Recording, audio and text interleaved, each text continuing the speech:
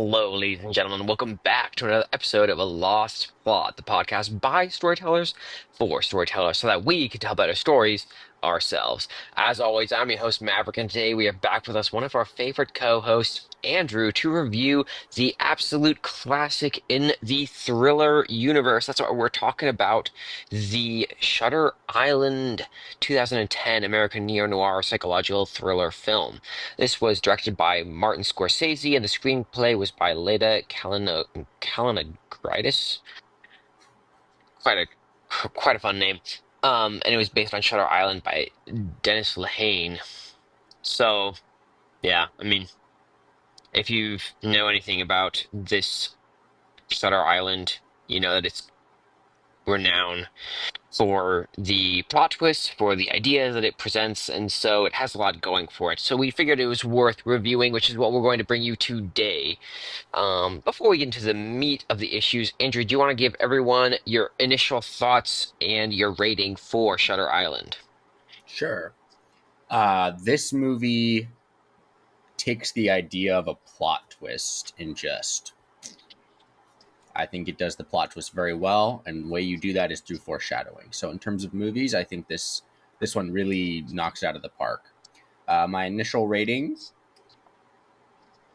was an 8.3. Wow. That is very high. I mean, it's a very renowned movie, so it's not surprising that it got such a high rating, and I gave it a high rating as well. This movie struck me more so because this was one of those films I hadn't seen in the past, right? This is one of those films that I had not known what was going to happen, but I got into it, and within 15 minutes, I sat there and I went, I know what's happening. I texted my brother who was watching it at the same time, and I went, okay, I think this is what's going on.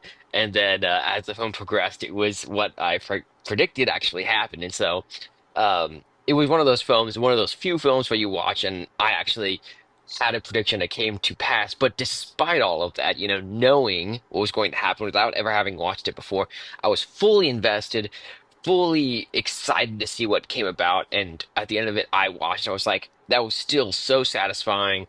Thoroughly enjoyed it, even with that background coming to mind in my eyes. And so I didn't regret a second of watching this film. At the end of the day, this got a 7.5 for me, so very high rating on my side as well.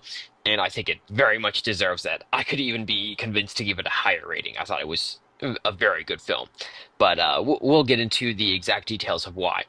I will say there is no way in high heaven and earth that we would be able to review this film without giving spoilers. So, Yeah. if you do not want spoilers, even off the bat, for this film, and you think that this film might be something worth watching, you very much should stop this review right now and just go back, watch the film for yourself, experience it in all of your own enjoyment, and then come back and listen to this review because it definitely deserves its own watch.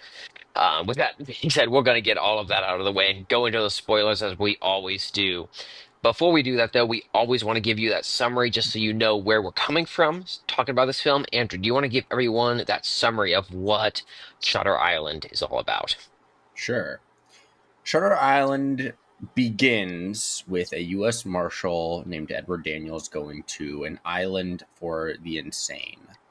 And as the story progresses, they realize that one of the inmates is missing, and Edward Daniels Hmm. has to go and find this missing patient, and his partner ends up going missing after a time as well.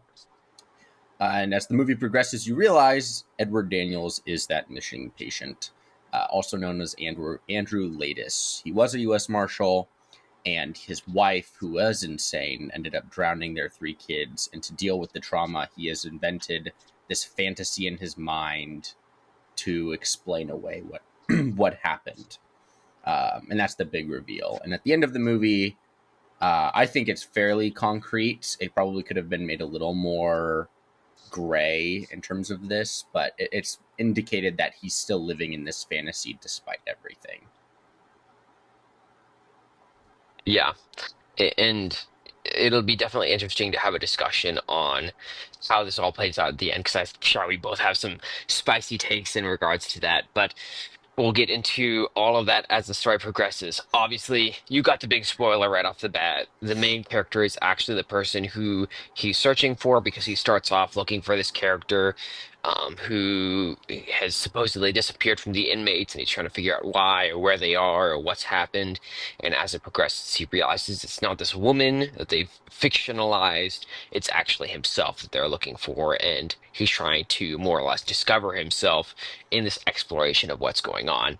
So we'll get into that for sure, but let's start off with that opening scene as we always do. You have this character who they colloquially name as Teddy in the film, and he shows up to Shutter Island. He meets his partner, Chuck, and they go off. They get their firearms handed over to the main security officers on the island, and they go off to search for this woman who supposedly has escaped the island's prison confinements.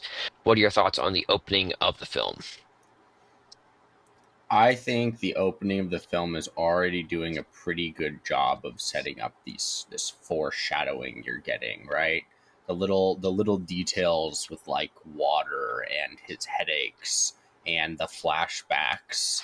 And then like even the way that he interacts with the people on the island for the first time and the way that they're interacting with him, his partner, the whole character of his partner is just very interesting in the way that he reacts to certain things and the way that he acts around Teddy, uh, Hmm.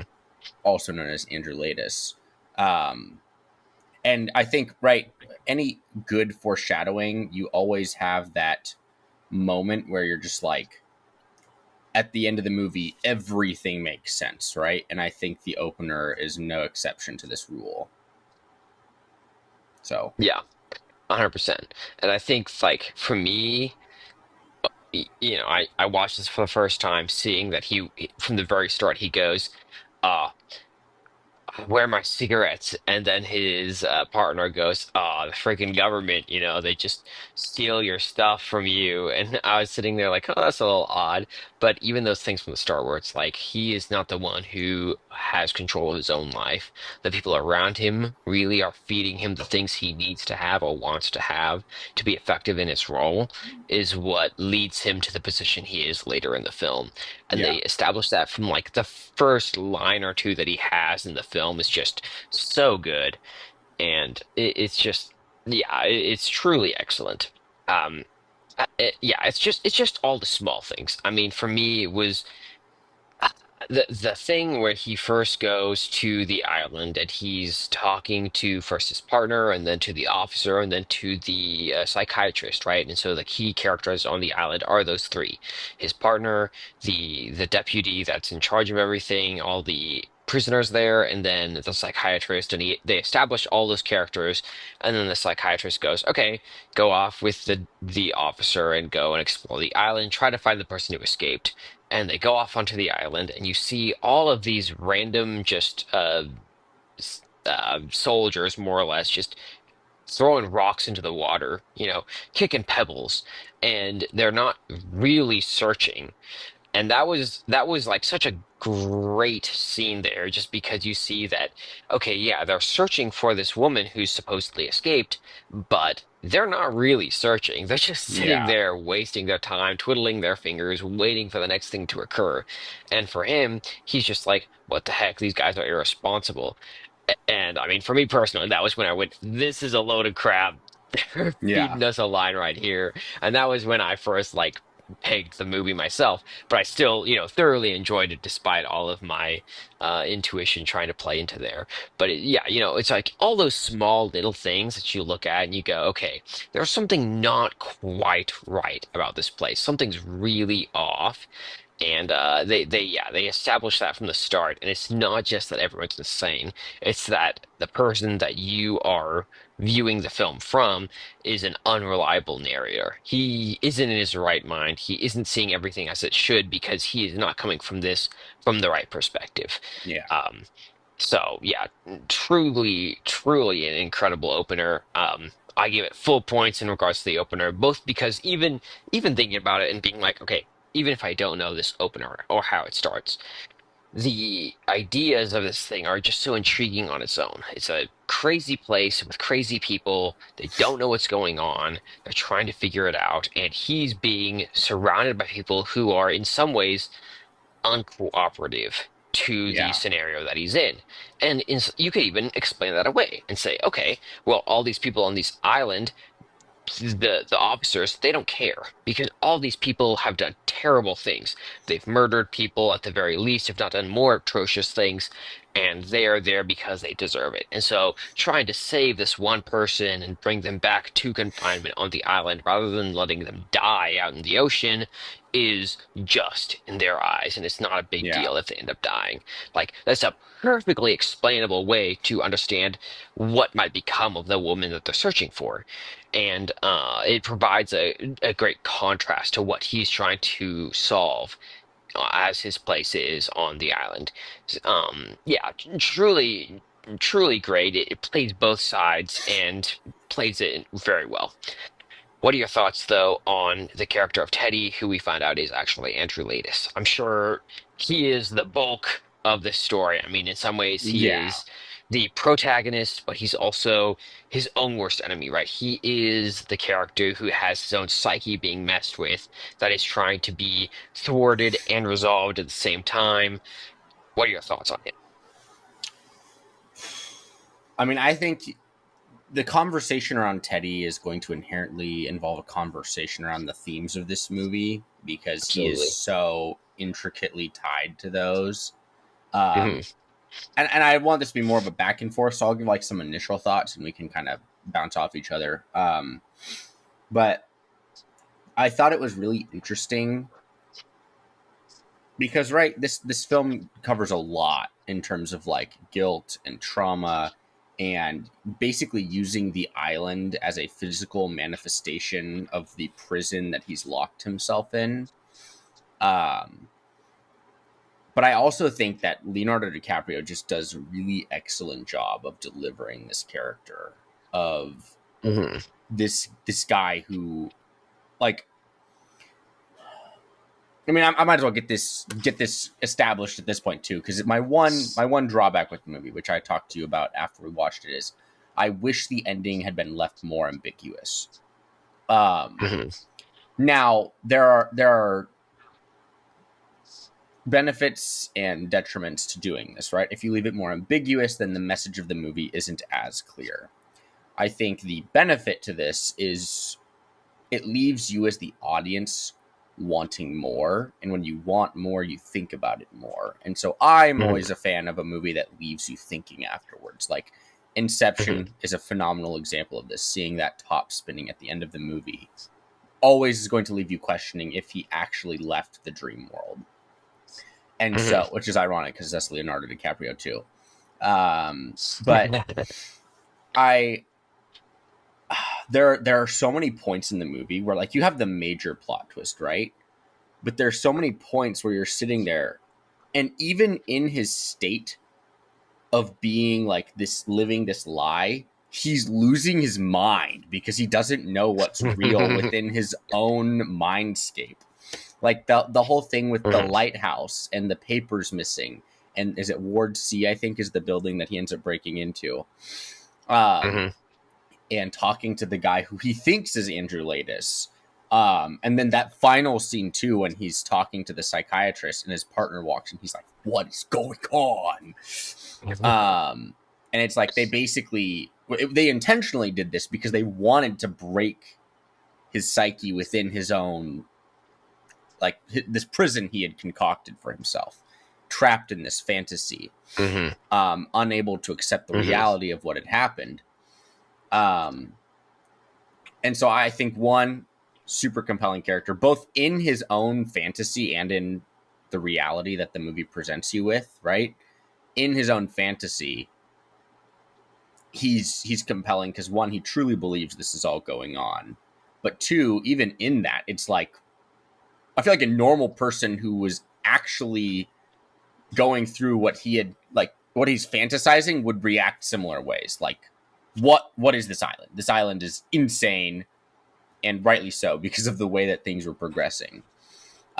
And then even outside of that, right? He was a marshal who had been present at Dachau, and this was something that the movie really leaned into with his like visions of children and having to kill people. And so he's living with this PTSD, and then his wife murders his three children. And he just came home from work one day, his and it's not just his children who are gone at this point either. His wife is just insane, and he kills his wife. And so it's Hmm. like you get home, your kids are dead, you realize the person who killed them was probably the love of your life, and now you're gonna shoot her. And like it's just wow, okay. You know what? If you're gonna make a believable setting for someone's psyche to completely break to the point that they're living in this fantasy 24/7, that's how you do it. Yeah, yeah, absolutely.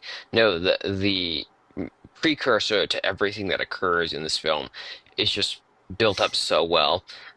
And they definitely, I mean, and to a certain degree, once you accept, now granted, I had guessed roughly what was going on, so maybe I was just jumping the gun a bit, and I was like, okay, yeah, of course we know that he was the one that did all these things, but playing it out line by line, spell it out explicitly by the end of the film, saying, okay, this is what happened.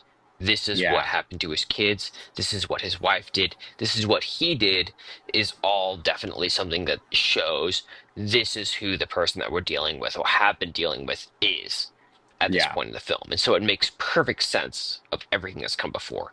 And so in some ways, that's why I was saying earlier on, this is the protagonist, but it's also in some ways the antagonist of this film because the conflict, as much as it shows, oh, maybe it's against the other cops or maybe it's against the psychiatrist. No, at the end of the day, it's really against his own psyche. He is his own worst enemy. And the question is not so much, will he escape the island? It's this, will he escape his own trap, these placed for himself, where he says, am I going to overcome my past trauma, or am I going to devolve back into it and become the man I was before? Which is definitely one of the themes of the film, is like delving deep into the idea of past trauma and either accepting it or just rejecting it and saying like this is not who I want to be, and I'm going to pretend to be someone else for the sake of being comfortable in my own skin. yeah, And it's done, yeah, just so excellently. I mean, yeah, there's so many things to go with, and from the beginning you have these traumatic flashbacks, if you will, which are more or less demonstrated as nightmares that he has, or daydreams where he sees his wife in the middle of different random scenes, and she's oftentimes just like spewing blood out of herself and saying like, oh, don't trust them and whatever, and you need to find this person and all this stuff. And it's his psyche trying to find a different culprit for what he blames himself for having occurred, right? Especially looking at his yeah. daughter and feeling some great guilt and remorse for not being there for her when he feels like he should have been. Yeah, just very well done. I really, really enjoyed it. And going on to the themes, there's just so much about. I mean, it was funny because I was looking at this and I was analyzing it and I was going through the themes and I was like, oh, and there's this. Oh, and there's this. Oh, and there's this. And there are so many things that they answer but also don't answer because they lead to further questions down the road that they don't necessarily fully explore. And I think that's just the nature of how they develop the conflict, right? Because they develop this character and they fully flesh out who this person is as Teddy, and then it turns out it's not actually Teddy, it's the person he's been looking for this entire time, this character, Andrew Laeddis. And that turns a lot of these themes on their head where it goes, okay, so he's searching for himself in this film. And you Yeah, find that out at the end. Oh, what does that mean? What are the implications of that? What does that lead to? What is his thoughts as a result of that? And how does he react once he realizes that is the case? And once he realizes that is the case, is like, is he reacting responsibly? Is he not? And what is the fallout of that? Like, there's so many things that just go on from there. And we'll get into yeah, that more at the very end, but I think that he's just so well developed, and the idea that he's having these traumatic experiences from the start in regards to who this person is that he's seeking, his wife showing up randomly in these scenes as his apparition, etc., adds to the intrigue of the film from the very start of the film. yeah. Um, So, what are your thoughts on the film as it progresses? I mean, you see that he, especially as he comes to conflict with the character he thinks is Andrew Laeddis, turns out it's a character he had actually interacted with previously before being sequestered to the island. And this man says, more or less, gives him some hints to say, hey, we've had this conversation in the past. What are you doing here, et cetera, et cetera. And he kind of breaks at that point a little bit and goes, what the heck is going on, as he broke into Ward C, which is where the worst of the criminals are kept. Yeah. What are your thoughts on the continued conflict at that point? I think this movie does a really good job of like, let's say you have someone like you. And I do this too, but since you're the one who had watched it most recently, you had these predictions, right? They do a good job of almost like throwing you curveballs in the film that are like red herrings, but also like could very much lean into this plot. Like his whole interaction with that doctor in the cave is like, what? Like it's this idea of confirmation bias. His confirmation bias was so extreme that he literally created another person that he interacted with, um, and had this whole dialogue about how they were putting stuff in his cigarettes. And the thing is it's plausible too. The like with the setting they've Mm. developed, it's like, oh shoot. Um, and so even the Ward C is just like so weird, but like looking back on it, it's like, okay, it's because he is literally insane. But like it's so dark, there's no guards around, they're like letting him have the run of this place. There's like this one singular prisoner who happens to be the guy that he's been looking for the past several years. um I do think it's also very interesting, right? The person he pins the blame for his wife's death is on himself, but he's unwilling. And that's why his psyche splits, because he's like, I can't be that person. So he creates a new name for himself. Um, I also think it's really interesting that they showed him his own cell at the beginning of the film and had him search for clues. Um, and it's just like, oh wow, that's kind of crazy that they would do that. And then he finds that little piece of paper that, like, I think it says like the rule of four.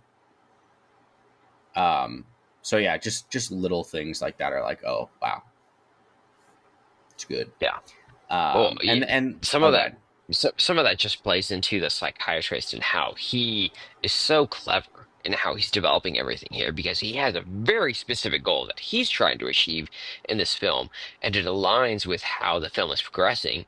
But in the throes of the film, you're going like, what is all this? What is going on? And you feel like, in some ways, you feel like the psychiatrist is this mastermind, or these other characters in the film are very much the antagonist, trying to force him in a specific direction to you don't even know at that point, like trying to destroy him in some ways. And you're like, what is going on? Why are they trying to do this?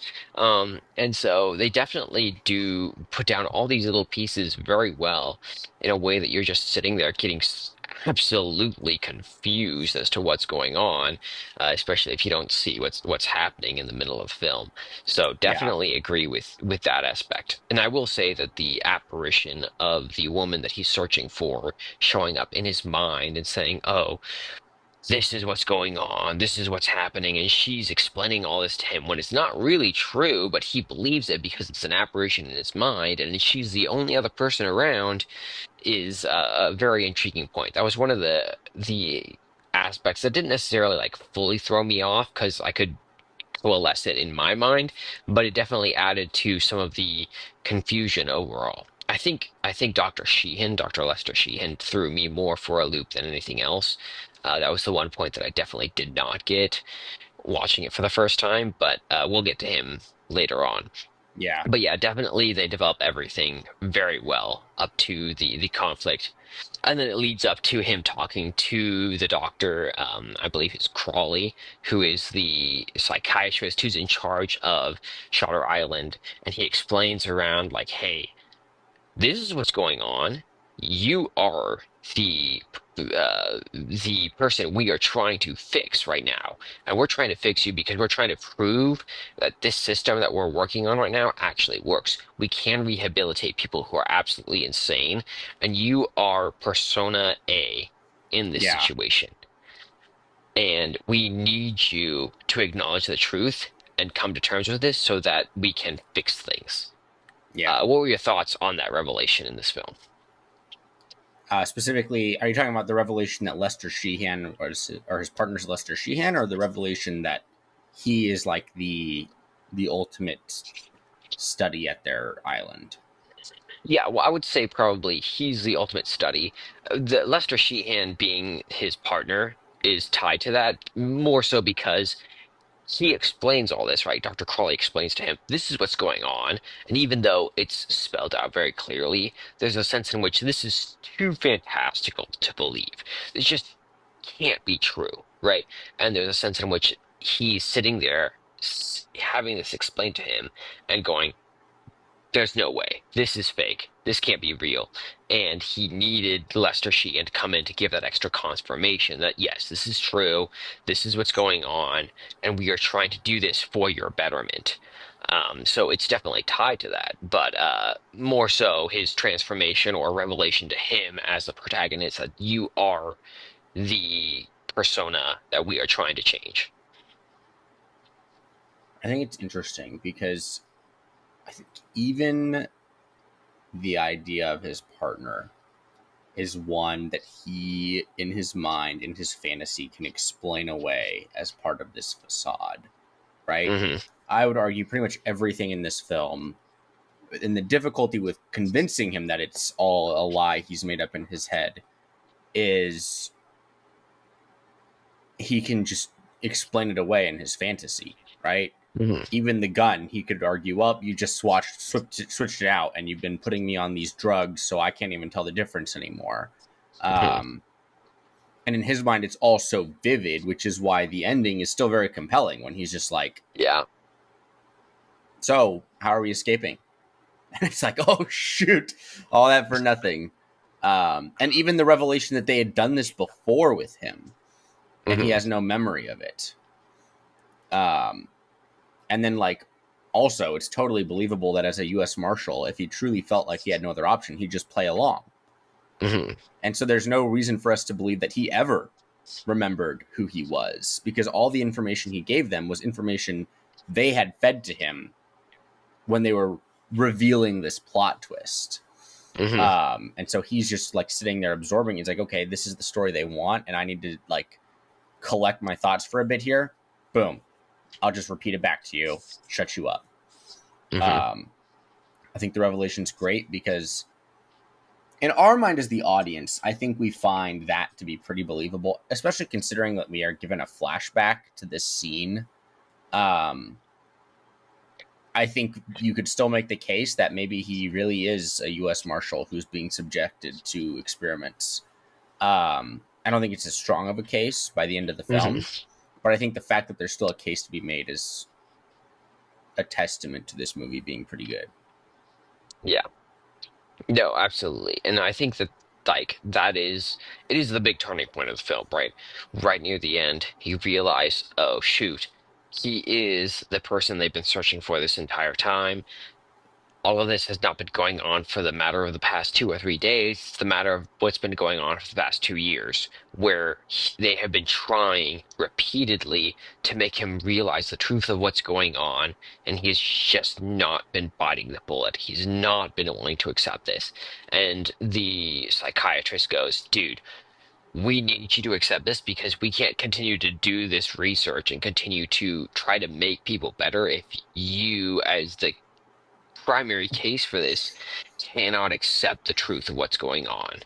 And it's just huge. And the doctor, they say, oh, he just left on vacation right before this, a couple days ago. Why is this? This is the big deal. And he's like, how could you let this happen? Well, it turns out he wasn't on vacation. He was actually there the entire time. He was there as his partner, trying to help him to rehabilitate. And I will say, to the writer's credit, this was the area I did not get right. I thought that Lester Sheehan was, or not even Lester Sheehan, Chuck, his supposed partner, was an aberration in his mind, right? I thought that he was simply a framework that he was using in his mind to bounce ideas off of, and it was a grounding aspect for him that was helping to force him to face the reality of what was going on without actually having faced it. And so when it was revealed that he was a real character and he was actually working as a counterpart to the government to try to rehabilitate him, it made sense. It made perfect sense. It worked within the framework that they were working within, but it did somewhat catch me by surprise. So definitely great revelation and also grounded it in the reality of what was going on. So I, once again, enjoyed it very thoroughly. Yeah, so I don't know if you have further thoughts on the overall plot of the film and the implications that it has. I mean, you have him seeing at the end, they have this rehabilitation conversation, and Andrew Laeddis says, "You know what? Yes, I am the man. I killed my wife." And he walks off and he goes to bed. He wakes up the next morning and he goes, "So how are we going to escape this?" And then he walks off with the other people as they escort him away, supposedly to be executed in the electric chair or some other similar fashion as a proven case that they cannot rehabilitate people. What are your thoughts on the ending of the film? Well, before we get there, I do want to say that I think Chuck is intentionally made for you to think he is an aberration. And I made some notes while we were watching that I think are very indicative of this. Number one, nobody on the island ever acknowledges Chuck's existence. If you watch the film, every time he's in the room, they're always talking to Teddy. And there are a couple of instances where Teddy even introduces Chuck, and the people just like look at him funny and then move on. Um, Hmm. and like one of those is when he first arrives. He's like, "Here's my partner," and the guard's just like, "Okay." Or when he's talking to the psychiatrist, and the psychiatrist's like, "Okay." There's also the fact that like there are little indicators where Teddy and Chuck's behavior are very different. So like Teddy behaves like a U.S. Marshal, and like he's very trained, whereas Chuck seems almost like he doesn't know what he's doing. Like he fumbles with his gun, and it's like, okay, is this guy really your partner? Now this could go either way, right? If he's Sure. a psychiatrist, he wouldn't know. Um, he wouldn't know how to use a gun. Um, Hmm. so I just think I think the biggest thing there is just one, the fact that nobody ever acknowledges Chuck's existence in the film until the very end, when the other psychiatrist, Doctor, I don't know, I'm forgetting his name, the bald guy, kind of says, "Oh yeah, this guy is your psychiatrist." So, anyways, in terms of the ending, I don't know if you had anything to say on that. Otherwise, I was going to move to the ending. No, no, no. I think I'd agree. And one of the key points for me that made me go, "Oh, he's probably an apparition," was he was having one of those episodes where he sees his wife and she's like bleeding out in the middle of one of the rooms inside of the psychiatrist's office. I think they were in the foyer to the psychiatrist's office at the time, and they're having this discussion. And he starts having this very vivid apparition of his wife, and she's like saying, "Hey, you got to figure this out," as the place is burning and she's bleeding and all this crap. And his psychiatrist Andrew, excuse me, Doctor Leehan, whatever. Leehan. Yeah, Leehan just like disappears from the scene, and he's still there and he's having this apparition, and then they everything disappears and it's just him for a moment. And then, like, he wakes up from the apparition, and Dr. Leehan is still there. And you go, in my mind, I went, okay, everything's in this whole scene has just been absolute facade. So clearly, Leehan or his partner Chuck doesn't exist. Everything in this thing has just been a complete facade. Nothing that we've come to believe is true here is actually true. So, yeah, they definitely do play into that well, and I do think that was intentional for sure. The red herring is dealt very well, and you're supposed to latch on to that and just adds to the confusion of the film in a very excellent way. I mean, in terms of the ending, I like the ending. I am so glad we did not get the ending where it was just like, oh, he's sane again, he's gonna get help. Like, I like the ending where you as the audience are just like, oh my gosh. And that's the type of ending that leaves you thinking. Hmm. And then also Teddy's final line being when he looks at me, goes, would it be worse to live as a monster or to die as a good man? It's just like, Hmm. oh, it just encapsulates the entire movie for you. Um, because Well, like not. that, oh, go ahead. Go ahead. Go ahead. Good. Sorry. Finish your thought. It, No, it, no, no, no, no, it's, no. Go ahead. it just completely encapsulates specifically Teddy, right? Because Teddy was this in our minds, he's portrayed as he was a good man. He was a U.S. Marshal. He had a Hmm. wife and kids. He cared about those wife and kids. And there was this massive world shattering moment for him, which there were a couple of things in the questionnaire where I was going, maybe. He does experience world shattering loss. And for us as the audience, it isn't like he experiences it in the moment, but we don't know he's experienced it yet. And even for himself, if he does, in some iteration of the film, come to the realization that this actually happened, he is technically experiencing that all over again, too. Hmm. And so he Yep. is still experiencing this world shattering loss for himself. And so he's sitting there like having this thought, whether he's insane or not, like there's still this question, like, would it have been better for me to just die? Hmm. What is the point of living if I'm going to live as a monster here? Hmm. Yeah. Well, even beyond that, it's like the very fact that he mentions that seems to indicate that he was in his right mind when he made that statement, which is just such a powerful ending for the whole film because you go there and it's almost like he makes that statement of saying, "How are we going to escape?" And then Dr. Leehan like looks at the Dr. Crawley and goes, we messed up. He didn't latch on. He didn't accept the reality of what's going on." And you go, no, like they didn't succeed. He ends up being a failure in this whole circumstance. And then he makes that line, and you sit there and go, well, did he realize the truth? Maybe he did. He probably did, because it sounds like he's actually still understands what's going on. But then he has that statement, and it goes, not only like in his right mind, but also in the mind of everyone who's there.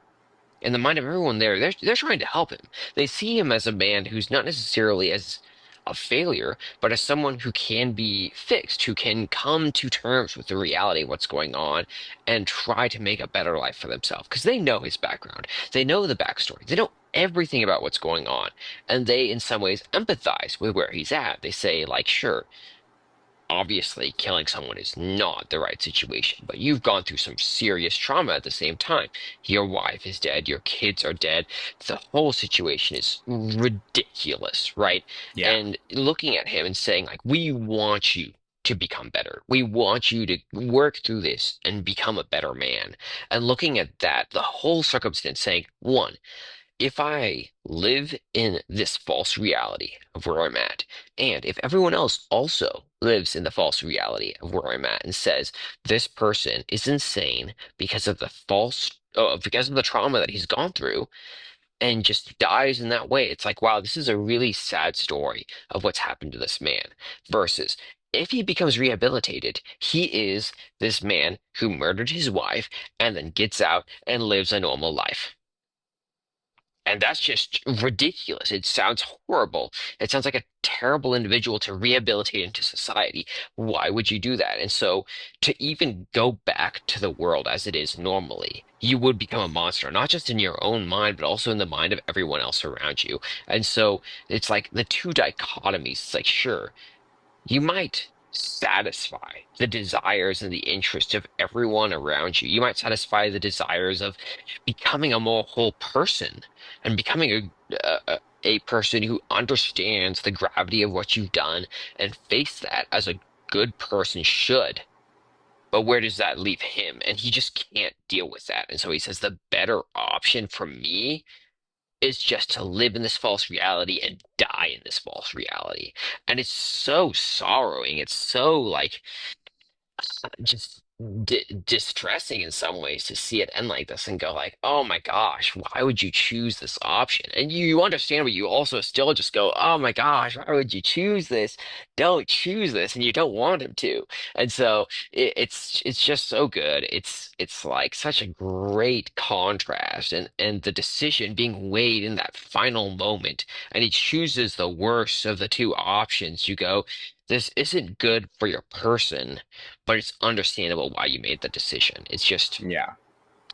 it's so good, and it leaves Well, questions yeah. about like dealing with trauma, which clearly I disagree with. I don't think you should deal with trauma in the way that he did. But it's like it leaves questions about like how you deal with trauma, how you understand your role in society, like the effectiveness of helping other people in regards to the psychiatrist, the idea of like rehabilitation, like all of these different concepts are just comes to a head in those final moments of the film and then just ends. And you go, what the heck? What did I just watch? What on earth? Yeah. So, yeah. I will say my favorite interpretation of the film is that he is sane by the end, but he doesn't Hmm. want to live with himself, and so a lobotomy Hmm. means he doesn't have to live with that reality.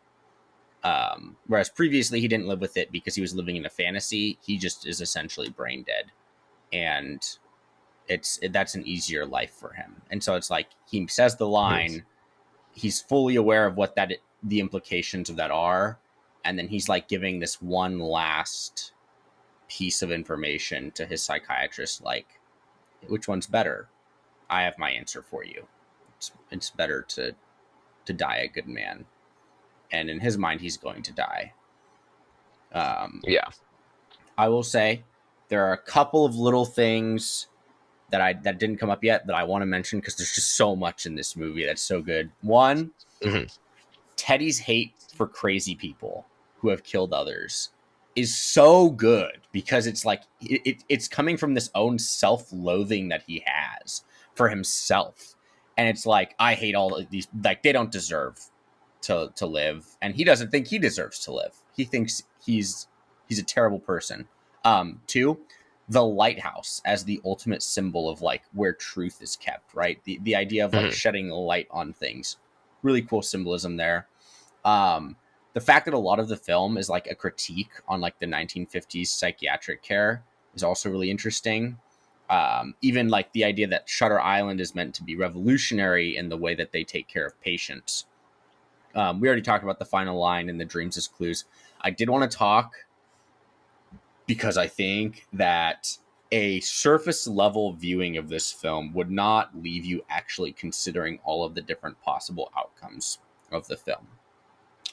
Um, so I think there are three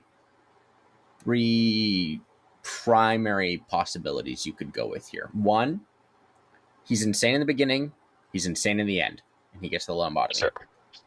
Second, he's insane in the beginning, sane in the end, still chooses death. The third, he's sane in the beginning, and he's been almost driven to the point of insanity by the end. Um, and he is like resigned himself to this fate, but he's still trying to find a way out. Um, so, in terms of that ending, I think there are a couple of big points towards that, right? You have the evidence of the conspiracy with the guards acting nervous when he arrives, the patients and doctors on the facility seemingly having pre planned answers, which is, this film takes like gaslighting to a whole new level because you as the audience can even sit here and go, it could be this, but the duality of every single one of these arguments being literally every argument you have could be used for either side here, which is just why it's like, oh, it's insane. um you have the warning that Rachel Solando gave him about the drugs and the cigarettes. And right, you could say it's confirmation bias, but you could turn that on its head too and say that we as the audience have confirmation bias too because we are reading into this that he is actually insane. If we put on the hat that Hmm. he isn't insane, then we could actually be convinced that he is a completely functioning individual who is being manipulated by these doctors. I think another interesting one is his perception is often accurate, which, when you look at insane people who are actually insane, their perception is not often as good as it should be. but like he notices things. He notices the inconsistencies, like the patient drinking from an invisible glass. Um, he also Hmm. like looks at like he points out the contradiction in the staff's testimony, and recognizing that his partner Chuck doesn't act like a real marshal in his interactions with him. And then you have the ending too, right? And then finally, you have the historical context when you think about that, like 1950s. Lots of weird experiments were going on with people, and if he was uncovering this, it's plausible that they would want to cover that up too. And so Hmm. even his partner's line about like when they're in that crypt, I think it is, like they're at this graveyard, and he's like, "They got you here. They got what they wanted, and now you're screwed." Um, so I think just think it's really interesting that depending on which hat you put on, I think there's very valid arguments to be made for those sides. Yeah, and it's interesting because even listening to what you're saying, you could make the case for the other side where it's like, well, maybe he is, trained as a marshal. He would be looking for these things and seeing what is reasonable for another marshal to do, or to see, oh, someone's acting inconsistent in this way. That doesn't make sense, and all these other things. And so it definitely plays into what you're saying, but it could also be reasonably ascribed. It could mean the other thing as well. And so you're trying to play both sides and say, what is the most realistic outcome for this? And it's not clear what the answer is at the end of the film. Yeah, which is why I say personally I like the idea that at least for the idea of the themes, playing those out the best is the idea that he was insane and gained his sanity, but still couldn't live with himself by the end of the film. And that line at the end is easily the best part of the movie in my mind. It's just him sitting there, Hmm. fully coming to terms with what he did, and deciding that he can't live with himself anymore. And he's like saying farewell to the one person that he sees as his friend still. Which is, yeah, it's interesting because coming with two of those three outcomes, right? Dr. Leehan is in some ways, I mean, not his antagonist, but kind of his antagonist. Like he's complicit in trying to help him work through this, and in some ways, he's not accepting that. So, regardless of how this comes about, if he is in his right mind, he's not accepting this. And at the same time, he looks at this person and says, "You are still, in some ways, trying to look out for the best of myself, and I will confide in you in this small way in how I go out." And that's just it speaks into who he is, what he desires, and the desperation he's feeling in the midst of this entire circumstance. So truly excellent. I But mean, honestly, at the end of this, I might even bump my rating. Like facts. this film is like it's so not it's so much better than you'd expect in my mind. Because Hmm. it's got everything going for it. You have Hmm. the character development, you have the plot, you have the arc, you have the dialogue in here is like really good because every line matters. All the background characters are compelling. You have the main character is just both compelling but also a direct expression of certain themes, which I think goes to fly in the face of those who would say a movie can be good just because a character is meant to represent themes, right? The Superman movie. Oh, Superman's great because he represents themes. This movie proves that you can both represent themes to the best nth degree and still be extremely compelling as a protagonist.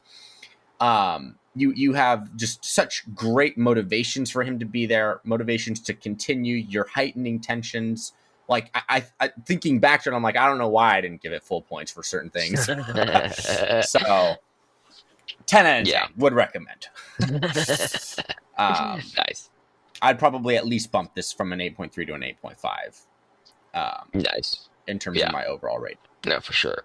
I definitely think that the I mean, the side characters are so interesting, right? Because they play into understanding who he is. And in some ways, they do a full 182, which is so interesting on this film because in many ways, you can have these plot twists where it's like, oh, this person has this backstory that you never realized before. Q Dune, where it's like, oh, as a matter of fact, you're related to the enemy that you're fighting against, and things like that. And they have these revelations that are supposed to have huge implications. In this case, they have broader implications than that, where they say, oh, the people that you think you're actually somewhat fighting against, that are working against you, they're actually working for you, for the betterment of you, to try to help you, to try to save you in this middle of the circumstance. And it makes a huge dichotomy and a change 180 on who they are and what they're doing. So I think they definitely deserve their own discussion. What are your thoughts on, well, let's start with his compatriot, Dr. Lester Nehan, also known as Chuck, the other marshal that's on the island in this film. I mean, I think it depends on which way you read the film. I think like I'll just go in terms of how I read the film. Right, he's insane, becomes sane. I think he's a pretty compelling character. Right, he was so invested in this character, Andrew Laeddis's regaining his sanity and coming back to reality, that he played the part of this U.S. Marshal and kind of walked alongside him. Which also, considering again the historical context of this movie, is crucial to understanding the plot. At this time, people who had that type of condition would just get lobotomized. They were seen Hmm. as there's no hope for them. We have no way of treating them. And so this is revolutionary treatment that they're using on him. Um, and so I think his character is pretty compelling. He sees a lot in Andrew Laeddis as his both his patient, but he also kind of ends up becoming his friend too. So yeah, I liked his character. I think his motivations were great. I think the way his character develops too is very interesting. Granted, it is a little hard for him to quote unquote develop because right in most of the movie he's one person and then you find out he's not actually the person you thought he was. So you're not going to have the same type of arc you'd have in most films with these characters. It's more like you're actually just seeing two different characters because one is them and the other is the protagonist's perception of them. Yeah, well, for sure, because I mean, even speaking to my initial impression of him is Andrew Laeddis is this character who starts off as a sounding board, if you will, to Andrew Laeddis's character, right? Chuck is this character who simply says, well, maybe that's not right. Maybe this is the case, providing a more reasonable circumstance and understanding to who he is and what's going on. And so you see him and you go, okay, well, maybe he's more of the grounded psyche, if you want to take the aspect of he is part of the aberrations that are going on in Andrew Laeddis's mind. And then it turns out that he's actually his psychiatrist, which makes sense. Like a psychiatrist would also try to ground him more realistically in what's going on in the world. And so there is not a conflict there in regards to the information he's being given, but then you have that flip where it goes, okay, not only is he not an apparition, he is actually the person working for the government to try to provide a new framework of the reality of what's going on compared to what Andrew Laeddis has been experiencing. And this is just something he's trying to force him to come to terms with. It's definitely very good. I think the big thing that they did with him that was very, I don't know if it's unexpected. I don't know fully what I think about it, but the whole situation where he's going to the lighthouse and he says, I'm going to go to the lighthouse and I have to go alone. And the Chuck, his partner, who's actually his psychiatrist, his primary physician, says, oh, I'll go with you. And he goes, no, I have to go alone. And he goes off to try to find the lighthouse. He can't get to it because the tide's in, right? He can't reach it. And he comes back over to where the psychiatrist is, and the psychiatrist is gone, right? And he looks down and he sees the psychiatrist's body down at the base of the rocks. And he's like, "Oh crap!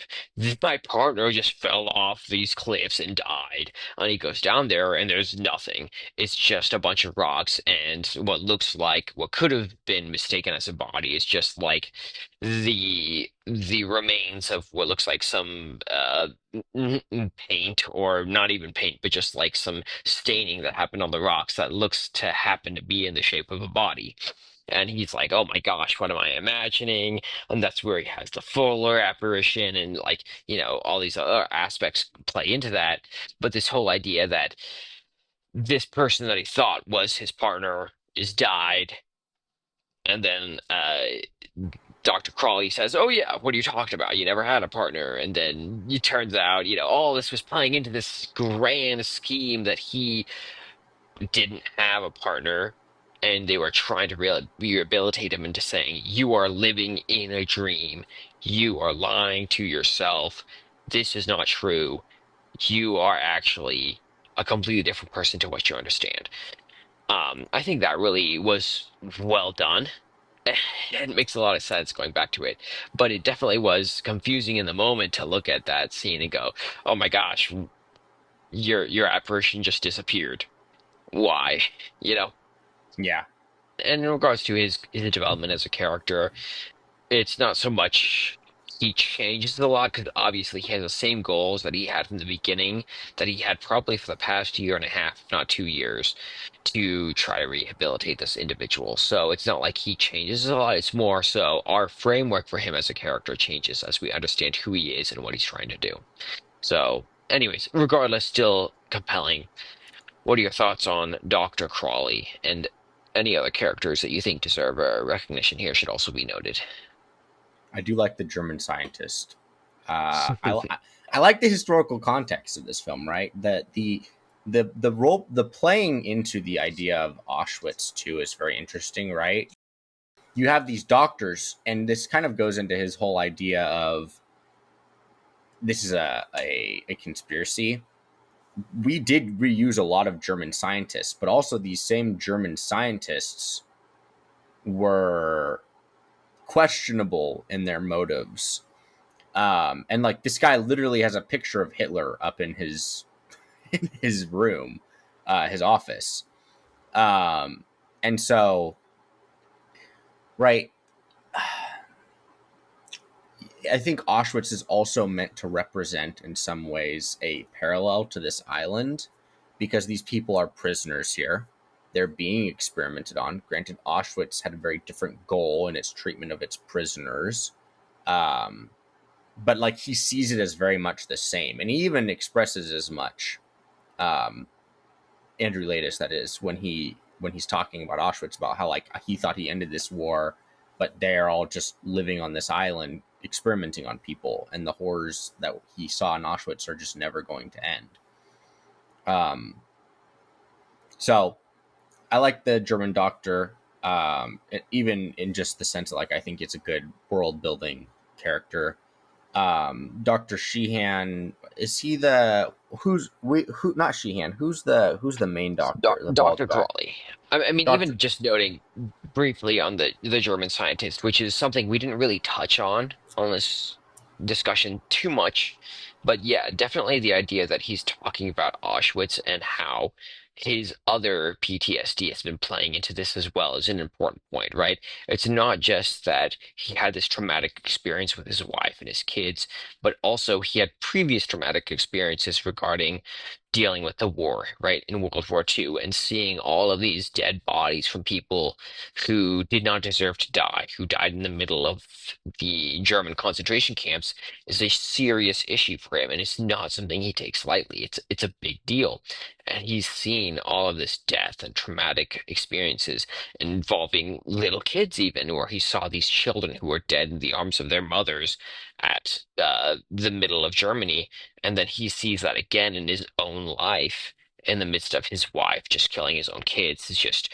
a crazy traumatic experience to have. And having that play into this film is just like a level of layering, which is so good, but also just so dark that you're like, holy crap, this is insane. And the absolute callousness of the doctor in this film where he's the German doctor. It's like, well, clearly we do this. Of course, this makes perfect sense. And you go, what the heck? What's wrong with you? Why are you in the training facility right now? Why are you certified to do this? What on earth? Yeah, It's just it's like, crazy. yeah, exactly. So But anyways, those were my you want to talk thoughts. about Dr. Crawley? I don't have a ton of thoughts on him. I think he's kind of similar to Sheehan in Hmm. his motivation. So I like the character. I don't think he like subtracts from the movie, but I don't have too many super deep thoughts about him. No, and I would agree that he parallels Dr. Leehan a lot in regards to what he's trying to achieve. The more interesting thing in regards to him is he is not the subterfuge that you see with Dr. Leehan in this film. He is clearly interacting with our protagonist throughout the middle of the film. Teddy is constantly coming back to him, trying to find an understanding of what's going on, and he's this sounding board that's consistently speaking into his life, right? And you get in the middle of that, even though it's really interesting just because once again they're playing him off at the beginning as this somewhat antagonistic character in the film, but everything that he says is coming from a place of care, of concern. He says, I want to see what's best for all of the people who are being rehabilitated here, and I want to see the best for them, and I'm not just gonna give you information that might harm or otherwise go against protocol for these people because I think that what I'm doing is for their good. It is just inherently intriguing, I think, about his character.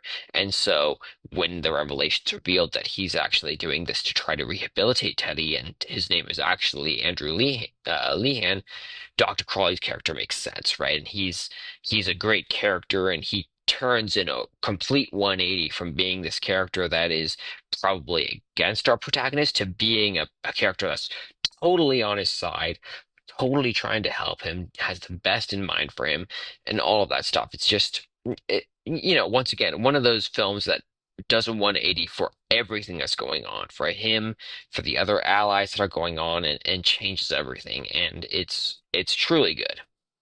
What are your thoughts on the lasting impact of this film? Do you think it's compelling? Do you think it's not? Do you think it's going to have an impact going forward into the film genres as a whole? I mean, I think the fact that like we're still talking about it now when it came out years ago. I don't know how long ago it was at this point, but it's been out for a while. Yeah, 15 Um, years about. so it's pretty compelling. Yeah. Um, I think it's a good framework for how to actually do a plot twist. Um, so I think it'll definitely have a lasting impact, as we've seen that it kind of already does. Yeah. Yeah, absolutely. And it's one of those ones where you look at it and you go, something that changes. I mean, if you're going to talk about plot twist, something that changes everything and makes a huge difference for how every character acts in the film. This is it, right? This makes the difference, and you really want. I mean, it's a high bar, right? In regards to plot twists, if you're Yeah, going to have something that changes everything, this is it. And yeah, I don't know that every film can have this level of revelation 180 everything there, but this is gonna really get you if you're looking for that. So definitely excellent. Definitely is worthy of the recognition it's gained throughout the years, and definitely something we should continue to look back at in regards to a textbook case of how to make a compelling plot twist and how to take steps forward in regards to making people think about what are the implications of themes and continuing to develop those throughout the plot twists as you develop them in your own stories. yeah. Nice.